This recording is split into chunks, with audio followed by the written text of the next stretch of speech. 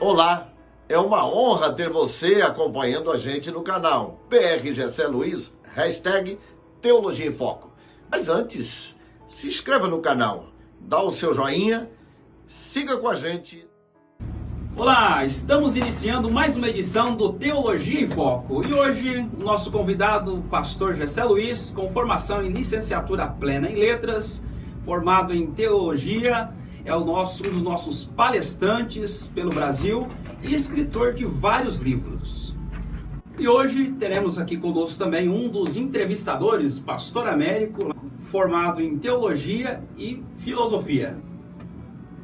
A paz do Senhor, pastor Éder, a paz do Senhor a todos que estão ouvindo essa entrevista, a paz do Senhor Jesus ao nosso querido pastor Gessé Luiz, o qual será o entrevistado de hoje num assunto tão profundo e tão propício para o momento. E hoje nós vamos abordar o tema a vinda de Cristo. E vamos usar o texto bíblico de Mateus, de número 24, e vamos iniciar com uma pergunta, né? A que templo se referia Jesus? Se era o templo de Salomão ou o templo do período da tribulação? Capítulo 24. Tendo Jesus saído do templo, ia retirando-se quando se aproximaram dele os seus discípulos para lhe mostrar as construções do templo. Ele, porém, lhes disse: Não vês tudo isto? Em verdade vos digo que não ficará pedra sobre pedra que não seja derribada. Muito bem, meus queridos amigos, pastores que estão aí fazendo as perguntas, e nós vamos então em mais uma edição do Teologia em Foco. E agora nós vamos abordar então um dos textos bastante complexo, que é o Mateus capítulo 24, né? Há muita dúvida nesse texto, o pastor Éder, o pastor Américo, sobre a quem Jesus está falando nesse capítulo de número 24 de Mateus. Então a primeira coisa que a gente precisa pensar aqui, que a narrativa do texto refere-se a Israel. O foco principal do capítulo 24 de Mateus está focado a Israel. O alvo principal aqui é falar sobre o período tribulacionista, a grande tribulação. Ele dá um lampejo muito pouco sobre o arrebatamento da igreja. Apesar de que quando você fala desse texto, você envolve a volta de Cristo, porque ela são assuntos congênitos e um sucede o outro, né? Então o arrebatamento da igreja está nesse contexto. Mas a fala de Jesus, a narrativa de Jesus está focado na grande tribulação e na situação de Israel. Vamos então pensar um pouquinho que é preciso fazer algumas distinções, né? Quando Jesus está falando da grande tribulação e quando Jesus está falando da igreja. A primeira, respondendo à pergunta, pastor Éder, fica bem claro, quando Jesus estava mostrando aos discípulos do templo a edificação pomposa e todo aquele orgulho que os judeus tinham em relação ao templo, Jesus diz: vede, não ficará aqui pedra sobre pedra que não seja derribada. E você vai ver então que no ano 70, logo após a fala de Jesus, 30 e poucos anos depois, cumpre essa profecia de Jesus aos seus discípulos. Então, respondendo aqui de forma sucinta, pastor Éder e pastor Américo, o templo aqui é o templo dos dias de Jesus. Jesus está falando do templo da época que ele estava palmilhando pelas terras da Palestina. Aquele templo dos dias de Jesus, os dias de Herodes. Então, guarde bem isso aí, que o templo aqui não está referido ao templo da grande tribulação. Pastor Gessé, quando nós lemos o capítulo de número 24 do Evangelho de Jesus, segundo Mateus, ele descreve ali vários acontecimentos a respeito do final dos tempos. E nós percebemos claramente, ao lermos esta parte da Escritura, que há uma grande diferença entre fim dos tempos e o fim do mundo. Um assunto que as pessoas têm muita dificuldade de interpretar corretamente. Gostaria que o senhor falasse sobre isso. No Monte das Oliveiras, achava-se Jesus assentado quando se aproximaram dele os discípulos em particular e lhe pediram: Dize-nos quando sucederão essas coisas e que sinal haverá em tua vinda e da consumação dos séculos. E ele lhes respondeu: Vede que ninguém vos engane, porque virão muitos em meu nome dizendo: Eu sou o Cristo, e enganarão a muitos. e certamente ouvireis falar de guerras e rumores de guerras. Vede, não vos assusteis, porque é necessário assim acontecer, mas ainda não é o fim. Porquanto se levantará nação contra nação, reino contra reino, e haverá fomes e terremotos em vários lugares. Porém, tudo isso é o princípio das dores. Então sereis atribulados e vos matarão. Sereis odiados de todas as nações por causa do meu nome. Nesse tempo, muitos hão de se escandalizar, trair e odiar uns aos outros. Levantar-se-ão muitos falsos profetas e enganarão a muitos. E por se multiplicar a iniquidade, o amor se esfriará de quase todos.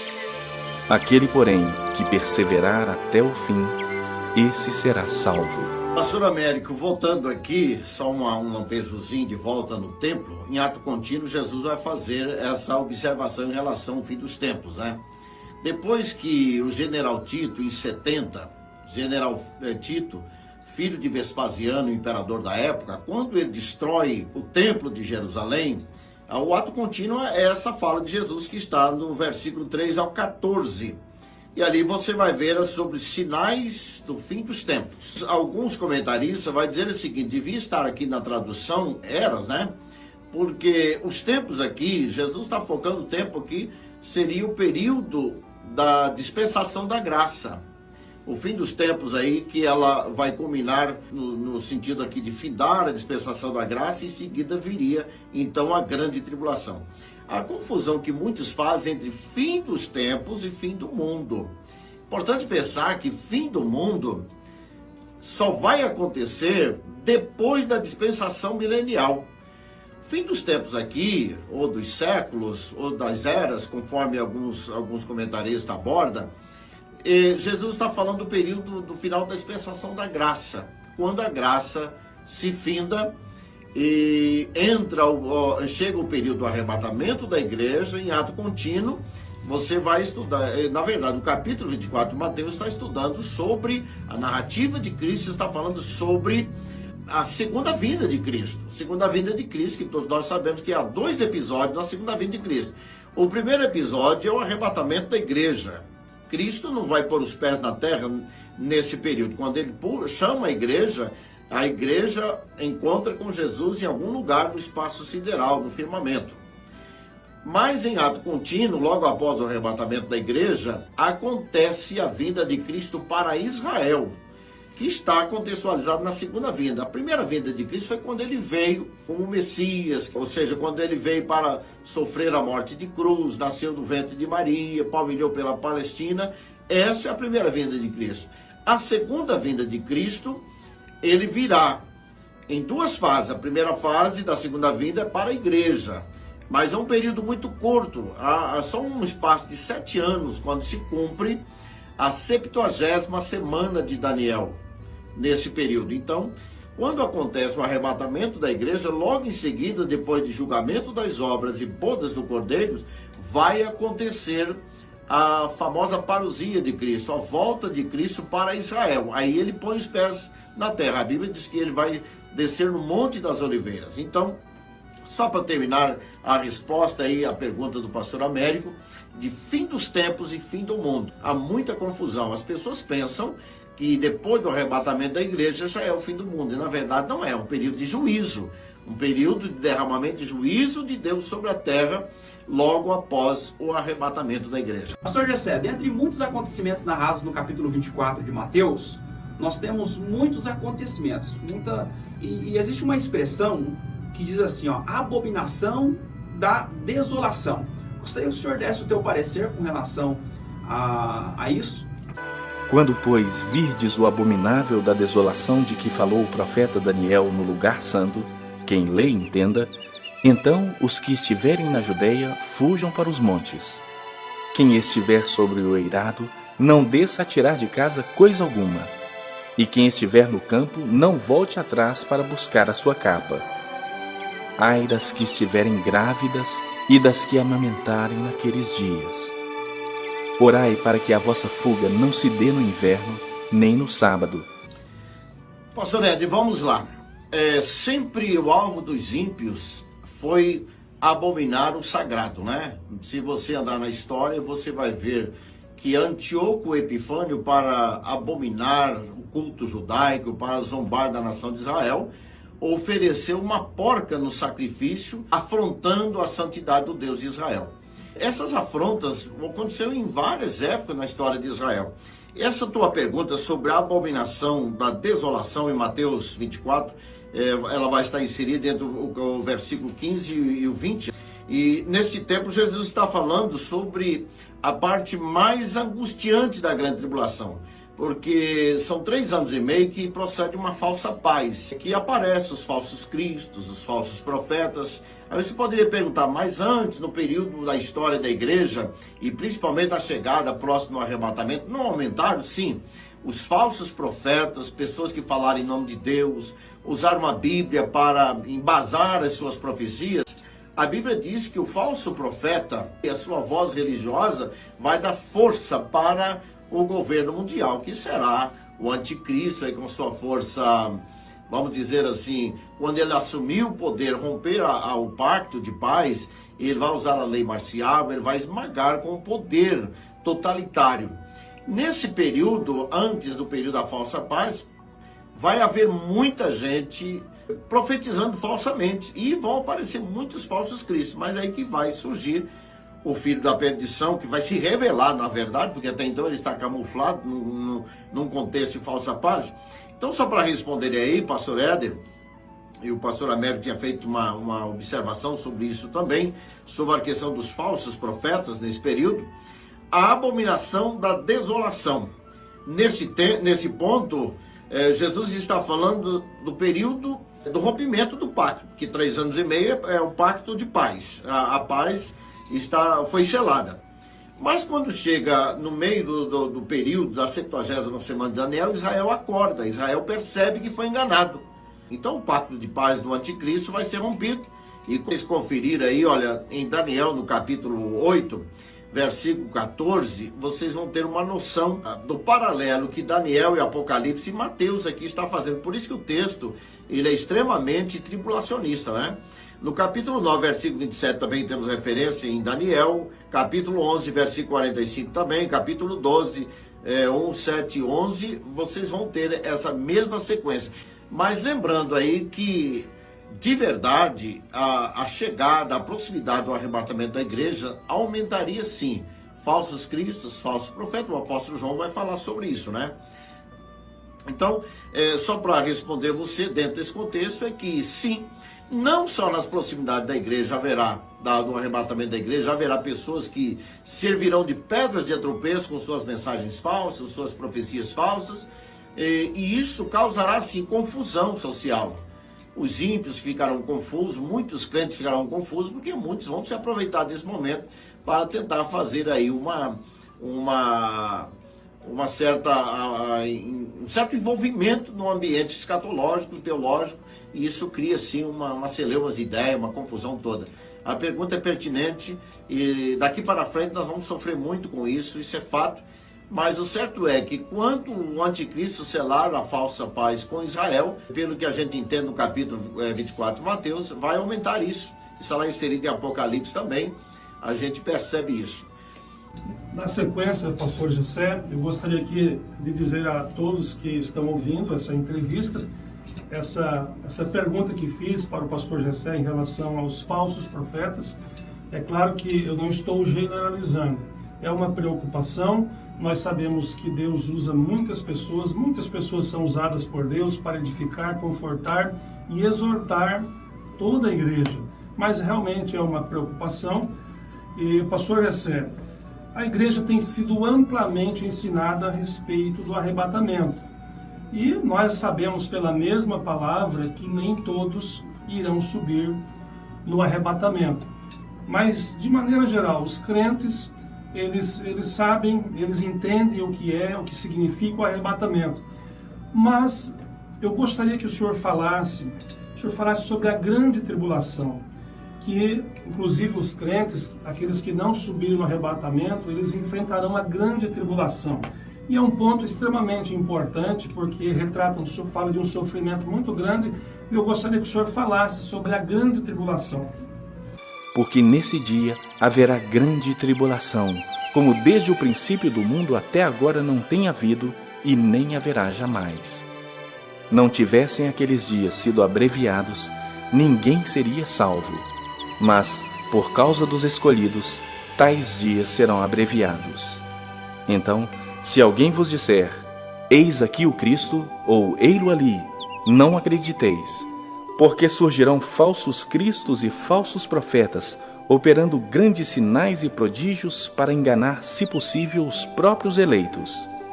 Voltando mais uma vez, lembrando vocês que sempre o foco é Israel e o juiz de Deus, porque o juiz de Deus vai cair sobre o planeta Terra, mas Israel também está no foco do juiz de Deus, porque Deus está tratando com a nação de Israel. Então aqui se trata dos últimos 3 anos e meio da grande tribulação. Jesus fala aqui exatamente da agonia deste período. Primeira coisa que a gente precisa pensar, nós já falamos sobre isso, sobre o aumento dos falsos profetas, né? Da eficácia de Satanás no seu trabalho de engano, né? Tal como nunca, Satanás será um espaço de engano, até porque a igreja detém o avanço de Satanás. Muitas coisas, muitos ardis de Satanás, muitos planos macabros que Satanás projeta, a igreja se desvenda isso, né? Por exemplo, nós estamos vivendo agora um tempo complexo, um tempo que as garras do comunista está tentando segurar as nações. O Brasil está debaixo das garras do comunismo. O mundo será dominado pelas forças do comunismo, isso é fato. Então é importante pensar nisso, que daqui para frente, o comunismo, hoje tem um nome mais eufêmico, né? Hoje é socialismo comunista, né? Então, esse trabalho da mídia, por exemplo, nós estamos vivendo em época do coronavírus agora, aquela guerra mundial, e ninguém sabe onde está a verdade em tudo isso, mas o certo é que atrás disso há um aproveitamento, sim, do comunismo, trabalhando com a mídia comunista, tentando confundir as nações. Até essa é uma temática dos escritores da escola de Frankfurt, como vários deles, como Saul Alinsky, Herbert Marcuse, enfim, todos que seguem a linha lá de Karl Marx. E aí você vai pegar o movimento LGBT, você vai ter os apologistas desse movimento. Então tudo isso trabalha e conspira contra a democracia e contra o desenvolvimento da igreja.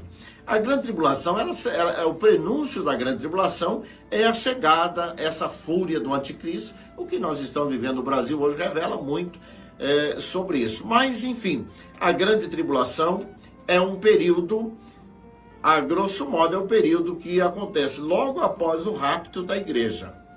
Mas o tempo da agonia, quando você lê Apocalipse, quando as taças da ira de Deus derramam sobre a terra, quando é desatado os selos, quando começa todo o desenvolvimento do cenário de Apocalipse, você vai ver que está intrinsecamente ligado ao capítulo 24 de Mateus, a Daniel 9, o texto de Daniel que eu já citei aqui para vocês. O capítulo 13 de Apocalipse vai fazer coro com o texto que nós estamos dizendo aqui. E nesse período, Satanás vai trabalhar de forma terrível. Aqui Jesus fala da brevidade do tempo. Se o Senhor não abreviasse esses dias, nenhuma carne se salvaria. Esse abreviar aqui é a rapidez como passará o período da grande tribulação, porque se fosse mais longo, a nação de Israel não sobreviveria. Ou seja, os habitantes desse período, da terra, nesse período, não conseguiriam sobreviver, até mesmo pela ação de demônios na terra, pela fúria do anticristo, e a nação de Israel seria dizimada totalmente.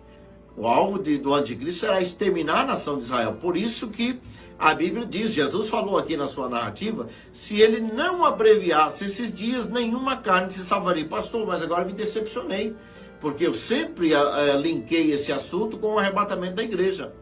O arrebatamento da igreja está intrinsecamente nesse contexto aqui, mas o foco da narrativa de Jesus é Israel, a grande tribulação e o juízo de Deus sobre o planeta Terra no período da grande tribulação. Essa nenhuma carne se salvaria aqui seria a dificuldade da nação de Israel suportar esse período. Pastor Jessé, essa explicação a respeito do período da grande tribulação, ela toca nós, os cristãos, bastante. profundamente. E no texto de Mateus 24, a Bíblia fala assim, ó, que a vinda do Filho do Homem, nesse mesmo texto, né, dá a entender que se refere ao arrebatamento da igreja. Por quê? Porque vira e mexe, nós ouvimos falar da vinda do Filho do Homem e ouvimos falar também do arrebatamento da igreja. Gostaria que o senhor pudesse pontuar para nós, de maneira mais clara, o que significa a vinda do Filho do Homem, neste texto, diferenciando ele do arrebatamento, se é que é diferente. Vede que vô-lo tenho predito. Portanto, se vos disserem, eis que ele está no deserto, não saiais. Ou, ei-lo no interior da casa, não acrediteis. Porque assim como o relâmpago sai do oriente e se mostra até no ocidente, assim há de ser a vinda do Filho do Homem. Onde estiver o cadáver, aí se ajuntarão os abutres. Logo em seguida a tribulação daqueles dias, o sol escurecerá, a lua não dará a sua claridade, as estrelas cairão do firmamento e os poderes dos céus serão abalados. Então aparecerá no céu o sinal do Filho do Homem. Todos os povos da terra se lamentarão e verão o Filho do Homem vindo sobre as nuvens do céu com poder e muita glória. E ele enviará os seus anjos com grande clangor de trombeta, os quais reunirão os seus escolhidos dos 4 ventos, de uma a outra extremidade dos céus. É mais um ponto polêmico, muita gente às vezes fica até decepcionada quando se depara com a realidade do texto. A vinda do Filho do Homem. Está aí Mateus 24, de versículo 27 a 31. Esta parte do texto fala do movimento sionista, né? Exatamente o período da grande tribulação, no auge do sofrimento da nação, quando parece que a nação vai ser exterminada, a famosa dores de parto da nação de Israel. Aqui Jesus aparece, aquela expressão que a gente gosta muito de aplicar no arrebatamento, que diz assim, como o relâmpago sai do ocidente e demonstra no oriente e demonstra no ocidente, é mais ou menos isso, né?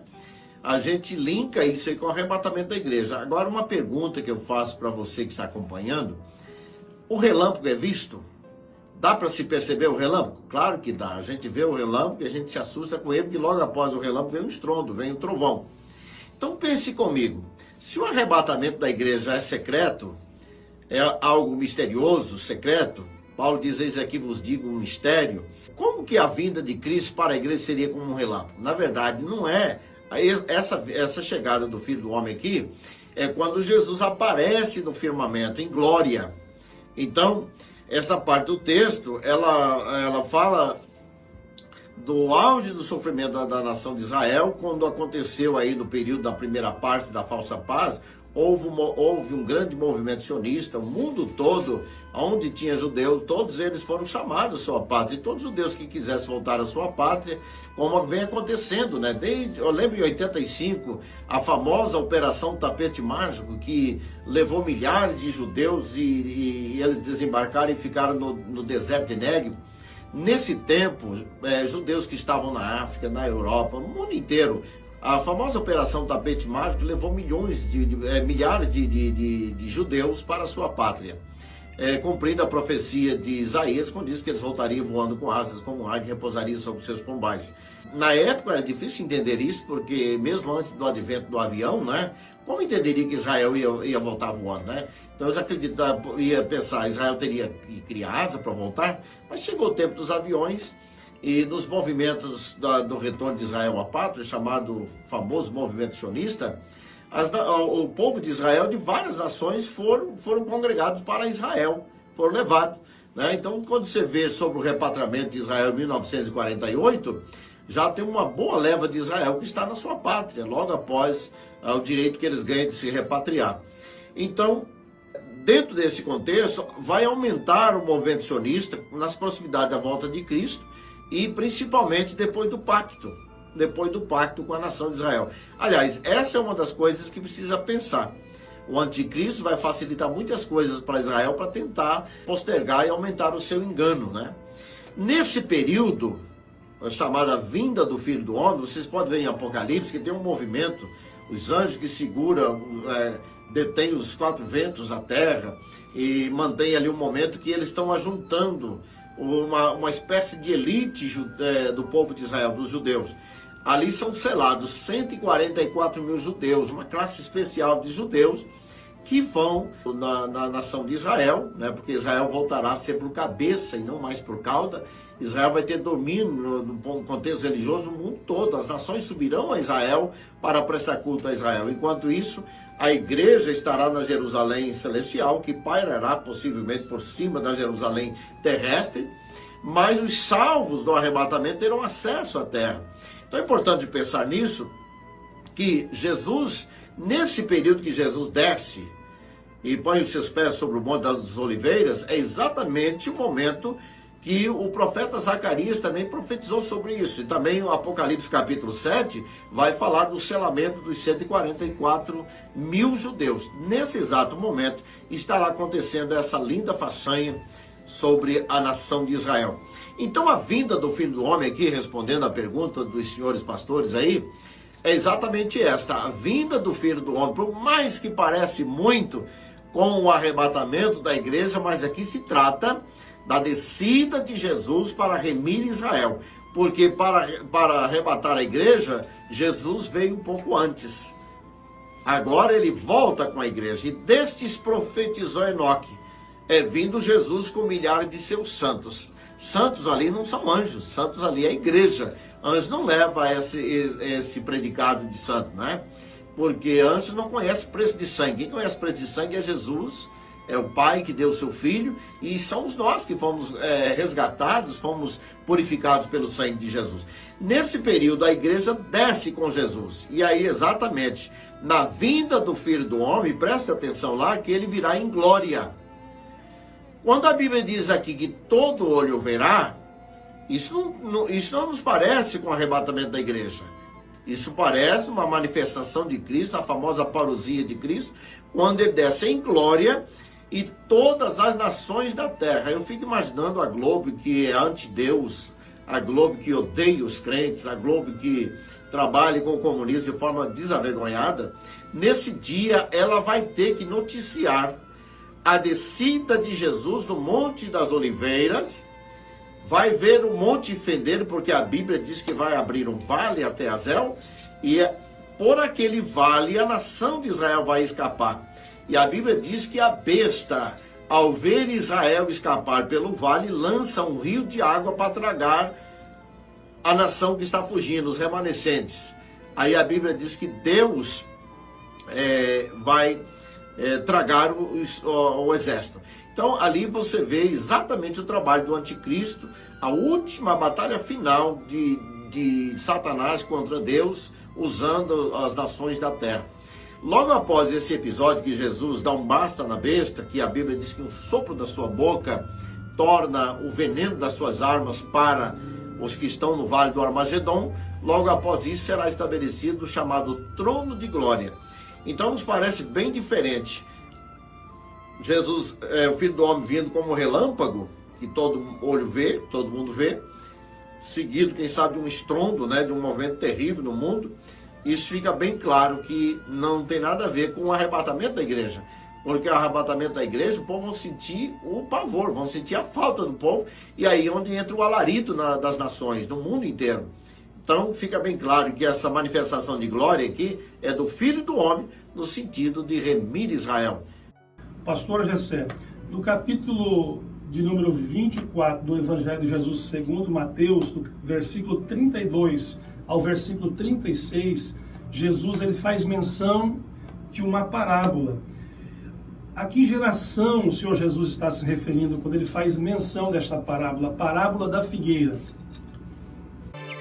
Aprendei, pois, a parábola da figueira. Quando já os seus ramos se renovam e as folhas brotam, sabeis que está próximo o verão. Assim também vós, quando virdes todas essas coisas, sabei que está próximo às portas. Em verdade vos digo que não passará esta geração sem que tudo isso aconteça. Passará o céu e a terra, porém as minhas palavras não passarão. Primeiro, a nação de Israel sempre foi comparada à oliveira, né? A videira e a figueira. Essas três árvores figuram a nação de Israel. Então, a figueira aqui é natural que é Israel, né?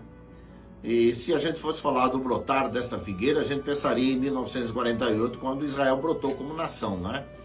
E aí segue interessante esse assunto, né? Que nesse texto Jesus refere a Israel como figueira e faz uma breve referência sobre a igreja quando diz, assim também vós. Aqui aparece uma referência à igreja do arrebatamento. Quando Jesus está falando para Israel, ele vira para a igreja e diz assim, ó, lá no versículo 33 do capítulo 24, assim também vós. Aí ele refere à igreja. Mas quando se fala de figueira, fala de Israel, e quando ele diz que não passará esta geração. Bem, aqui é mais um ponto que vale a pena a gente lembrar. Existem 3 linhas de pensamento em relação a esta geração. O primeiro ponto que a gente precisa pensar sobre os dias de Jesus. Há teólogos que dizem que Jesus fala da sua geração nos dias lá que ele está falando para os discípulos e olhando o templo, falando ficará pedra sobre pedra. Então essa geração aqui, ele está referindo àquela geração dos seus dias. Ó, não passará esta geração sem que estas coisas aconteçam. Bem, 30 e poucos anos depois, o general Tito, filho de Vespasiano, invade Jerusalém e destrói o templo e cumpre a profecia de Jesus. Bem, essa é uma interpretação sobre a geração. Mas existe uma outra linha de pensamento, que poderia ser a geração de 1948 para cá, que estaria findando essa geração agora. Por isso, alguns estudiosos de escatologia, muitos teólogos estão assim, atentos, porque vai que seja o findar desta geração que se aproxima, se avizinha a volta de Cristo, né? Se for isso, nós estamos findando uma geração em 70 e poucos anos, estamos fechando esse ciclo, né? O Israel está de aniversário agora no mês que vem, e pode ser que essa interpretação esteja encaixada, que muitos teólogos pensam nisso. Não passará esta geração sem que essas coisas aconteçam. Mas tem um outro pensamento, eu sou mais simpático, quem sabe, a esse pensamento, que quando Jesus fala desta geração, seria a geração do período das proximidades do arrebatamento da igreja e da grande tribulação. Essa geração, digamos, se Jesus voltasse por esses tempos, seria a minha geração. Essa geração assistiria a esses eventos. Tanto a igreja arrebatada veria a chegada do princípio de dores, porque a igreja vai ver a chegada. A igreja não sabe o dia nem a hora que Cristo virá. Mas a igreja, a própria Bíblia, diz que a gente precisa calcular, entender os acontecimentos. A igreja verá os princípios. Eu já escuto o tropel das patas do cavalo da guerra, né? Eu consigo escutar o tropel das patas do cavalo da morte, o cavalo amarelo, que leva as pragas, a mortandade, aí o coronavírus está nos ensurdecendo o seu cavalgar, né? As patas do cavalo da morte está aí, né? O coronavírus perturbou o mundo está perturbado. Agora, eu lamento em dizer, se realmente essa praga já faz parte do desencadeamento das pragas do fim dos tempos, eu vou dizer uma coisa para você, fique esperto, viram coisas piores, eu não sei quais, mas viram coisas piores do que você imagina. Você está assustado com o coronavírus? Quem sabe viram coisas piores, né? Mas, terminando aqui a pergunta do pastor Américo, a geração aqui pode ser também dos acontecimentos finais, a geração dos habitantes da terra no período da proximidade do rapto da igreja e da grande tribulação. Pode ser essa, eu sou bem simpático com essa ideia, mas os três pensamentos, vale a pena pensar sobre eles, né? E se eu fosse escolher um outro episódio, aí eu ficaria com o pensamento de que Jesus estava falando do templo dos seus dias, quando ele olha para o templo e fala com os discípulos, né? Essas duas interpretações me parecem bem plausíveis, né? Apesar de que muitos teólogos apostam na geração de 1948 para cá. Mas isso também não vai alterar também nossa fé, nosso contexto de salvação, mas vale a pena estudar esses assuntos para que os irmãos possam ter assim uma amplitude, principalmente os estudiosos de escatologia. Pastor Gessé, nós aqui com o pastor Américo estamos vendo que está sendo muito produtiva essa entrevista, devido às respostas, e à medida que as perguntas elas se dão, as respostas ela vai atingindo uns níveis maiores de profundidade. Às vezes um pouco difícil de compreensão, né, devido à grande profundidade. E parece que esse texto aqui ele vai chegando no ápice com a expressão um tanto quanto polêmica. Quando Mateus, no capítulo 24 e versículos 37 ao 44, ele vai falar assim, ó, quem será tomado, né? Quem será tomado e outro deixado. Neste texto aqui, a que se refere? A quem se refere? Mas a respeito daquele dia e hora ninguém sabe, nem os anjos dos céus, nem o Filho, senão o Pai. Pois assim como foi nos dias de Noé, também será a vinda do Filho do Homem. Porquanto, assim como nos dias anteriores ao dilúvio, comiam e bebiam, casavam e davam-se em casamento, até ao dia em que Noé entrou na arca, e não o perceberam, senão quando veio o dilúvio e os levou a todos, assim será também a vinda do Filho do Homem. Então, 2 estarão no campo, um será tomado e deixado o outro. 2 estarão trabalhando no moinho, uma será tomada e deixada a outra. Portanto, vigiai, porque não sabeis em que dia vem o vosso Senhor. Mas considerai isto: se o pai de família soubesse a que hora viria o ladrão, vigiaria e não deixaria que fosse arrombada a sua casa. Por isso, ficai também vós apercebidos, porque a hora em que não cuidais, o Filho do Homem virá. Outro ponto polêmico, né? No subtítulo aí, você vai ter aí de Mateus 24, 37 a 44, ele vai falar sobre a destruição dos ímpios. Esse ponto aqui pode ser um dos mais polêmicos, pela referência que faz sobre os dias de Noé. Na expressão será levado um e deixado o outro, o alerta aqui, sim, serve para a igreja. A igreja precisa pensar nisso, porque no contexto da igreja haverá sim a escolha, o arrebatamento da igreja vai levar os que estão preparados, os santos, e os que estão brincando de ser crente vai ficar naturalmente. Mas é lamentável dizer que esse será levado um e deixado o outro aqui tem a ver sim com a nação de Israel. Você quer ver como tem a ver? Porque quando ele diz assim, você que está no telhado, que não desça para buscar nada, corra daí. Você que está na roça, no campo, não volte na aldeia, na cidade para pegar alguma coisa, vaza daí. Isso não encaixa com a igreja. Esse texto aqui fala do sofrimento da nação de Israel, do perigo do extermínio da nação, a fúria do anticristo, quando Israel estiver sendo agredido. Jesus está dizendo, olha, vocês fujam para o deserto, você que está no telhado, não desça para buscar alguma coisa em casa, corra, você que está na roça, não volte, vá embora. Então o texto ele não encaixa com o arrebatamento da igreja, porque o arrebatamento da igreja não será assim, não terá esse tipo de aviso. O arrebatamento da igreja a gente espera por amor, a gente está ligado em Cristo, por amor esperando Jesus, e o dia que Jesus arrebatar a igreja não vai dar tempo de avisar ninguém. Mas aqui Jesus está avisando Israel, porque ele está contextualizando aqui a grande tribulação, a parte mais terrível da grande tribulação, né?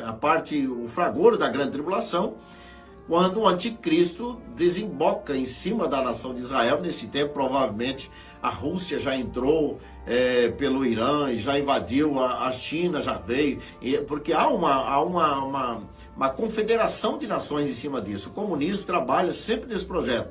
Havia um tempo que nós tínhamos muita preocupação com o projeto soviético. Por exemplo, em 64, o Brasil quase foi agarrado pelo projeto soviético, quando a Havana era um posto avançado no seu projeto de comunismo para pegar o Brasil. Nesse tempo, os militares pegou a tempo e não deixou que o Brasil caísse nas mãos do comunismo. Hoje nós temos uma outra preocupação. Hoje não é o projeto, só o projeto soviético. Hoje nós temos o projeto aí da China e de outros países que estão aliados a ela. Então o mundo hoje está sob as garras do comunismo.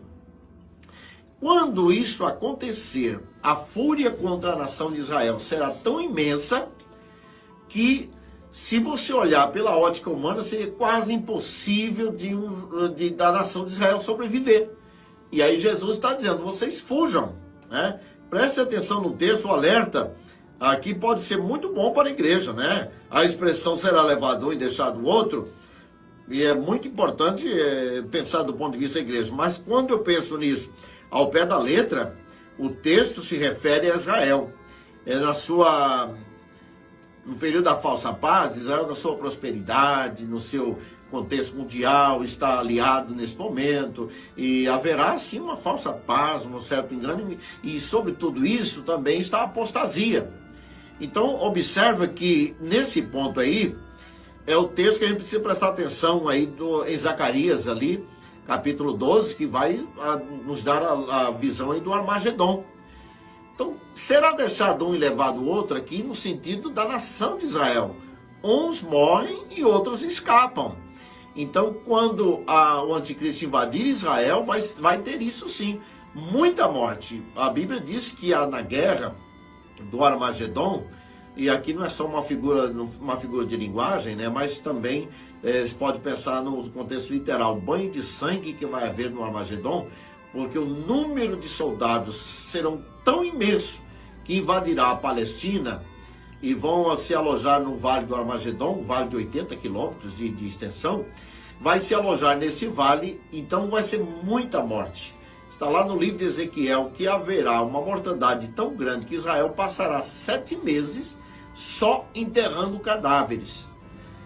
Vai haver uma desgraça tão imensa que Israel quase seria impossível a subsistência dela. Então, esse texto aqui tem a ver com o alerta de Jesus para que Israel não seja ultrajado pelo anticristo e acabem todos, né? Então, observa que a própria alerta dessa do telhado, não está na roça, não volta para casa, isso não encaixa no arrebatamento da igreja. Agora, de uma certa forma, assim, no sentido de parafrasear o texto, de alerta à igreja, é fantástico, maravilhoso.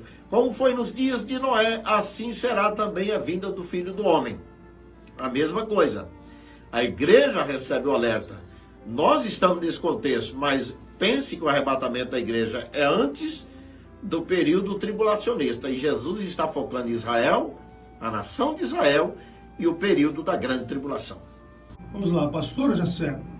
No livro de Apocalipse, capítulo de número 22, Jesus disse algo muito profundo. É uma palavra exortativa, onde ele diz que aquele que é sujo, suje-se ainda. Aquele que é injusto, faça injustiça ainda. Mas ele também diz que aquele que é justo, faça justiça ainda. E aquele que é santo, santifique-se ainda. No capítulo de número 24 de Mateus, do versículo 45 ao versículo 51, Jesus ele fala a respeito de uma parábola do servo fiel e do servo infiel. Nós gostaríamos que o senhor falasse a esse respeito, a quem Jesus está dirigindo este texto, esta mensagem da parábola do servo fiel e do servo infiel. A igreja ou a Israel? Quem é, pois, o servo fiel e prudente, a quem o Senhor confiou os seus conservos para dar-lhes o sustento a seu tempo? Bem-aventurado aquele servo a quem o seu Senhor, quando vier, achar fazendo assim. Em verdade vos digo que lhe confiará todos os seus bens. Mas se aquele servo, sendo mau, disser consigo mesmo, meu senhor demora-se, e passar a espancar os seus companheiros, e a comer e beber com ébrios, virá o senhor daquele servo em dia que não o espera, e em hora que não o sabe, e castigá-lo-á, lançando-lhe a sorte com os hipócritas. Ali haverá choro e ranger de dentes.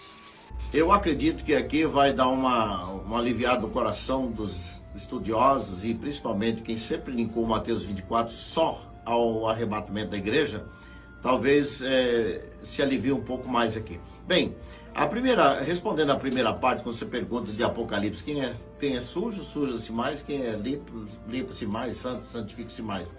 Essa parte aqui é fácil de entender. Até agora, nessa crise que nós estamos vivendo, essa praga que invadiu o planeta Terra, Eu estou com 56 anos, nunca vi algo parecido. Porque vieram muitas outras pragas que já passaram, mas nunca perturbou o mundo como perturbou agora. O mundo está perturbado.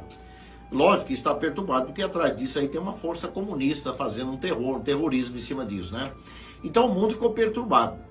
Dentro desse contexto, você já vê pessoas que, em vez de se humilhar e pedir perdão a Deus e se render a Deus, estão murmurando contra Deus. Agora você imagine que na grande tribulação, no juízo de Deus caindo sobre a terra,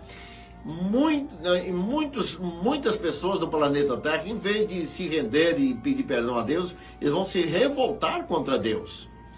E há sim um processo sim, de impiedade, aumento de impiedade. Você vai ver isso nos movimentos sociais, você vai ver como a sociedade global está ímpia. E no meio da igreja também tem o mesmo, você observa o mesmo contexto.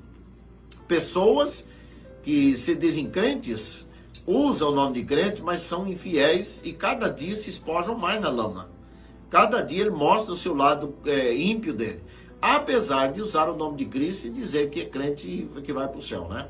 Então, esse texto cumpre muito entre as duas igrejas, a igreja de Laodiceia e a igreja de Filadélfia. A igreja de Laodiceia é a igreja morta, que Jesus diz que dá um sentimento hermético nele, né? E vomitar-te-ei da minha boca, né? Dá um vômito, né?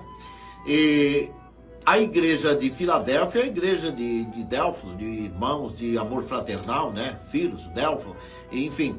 É a igreja do amor fraternal. Essa igreja é a igreja que santifica cada dia mais, está orando mais, está buscando mais, está preocupado com a volta de Cristo, está se santificando mais. E existe uma outra ala que está, em vez de ele entrar junto, ele está criticando. Olha, por exemplo, nós tivemos gente que criticaram aí, pastores que foram para as ruas orar no jejum nacional. Tivemos gente que criticaram e disseram assim, olha, os crentes foram para a rua orar e no outro dia aumentou o coronavírus. Então a impiedade dos homens é uma coisa terrível. É uma coisa terrível. E dentro desse contexto a gente precisa analisar isso. Quando ele fala do fiel que recebe a recepção calorosa de Jesus, que foi fiel, que granjeou os talentos, está falando do serviço da igreja, do trabalho ministerial, do trabalho que a igreja prestou ao longo desses 2 milênios, né? Na história da igreja, não só no período dos 2 milênios da morte de Cristo para cá, mas a igreja, ela existe em toda a história. Os salvos em Cristo, em Deus, através do sangue, e os salvos em Cristo, porque na antiga aliança, os que eram penitentes ao sacrifício também, eles serão julgados baseado nisso, né? Então, mas é importante pensar que aqui esse texto está referindo aí, servo fiel, tem a ver com os servos fiéis da igreja. E os servos infiéis aqui também da igreja. Esse contexto aqui, esses 2 pontos aqui, fiel e infiel, tem a ver com a igreja. Não se trata de ímpio, porque ímpio não é servo. Então o ímpio não é chamado de servo. Aqui está tratando de servo do Senhor. Existe o servo fiel e o servo infiel. Então é importante pensar nessa direção.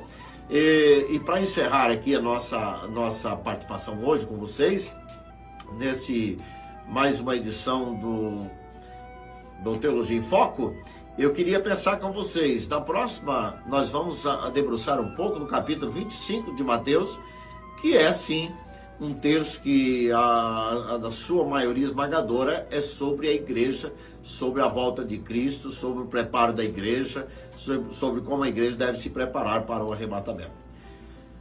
Eu penso que pude ajudar vocês um pouco, e todos os nossos espectadores, todos que acompanham aí o canal, hashtag Teologia em Foco, PR Gessé Luiz, hashtag Teologia em Foco. Pastor Gessé, por hoje nós encerramos. Queremos agradecer pela sua participação, respondendo essas perguntas importantíssimas, principalmente neste momento, né, pastor Éder? Exatamente, pastor Américo, obrigado por nos acompanhar aqui, entrevistando ao pastor Gessé, e agradecer a todos vocês aí que estão nos acompanhando, né? E esta edição não para por aqui, viu? Nós temos a posterior, que vamos nos debruçar um pouco mais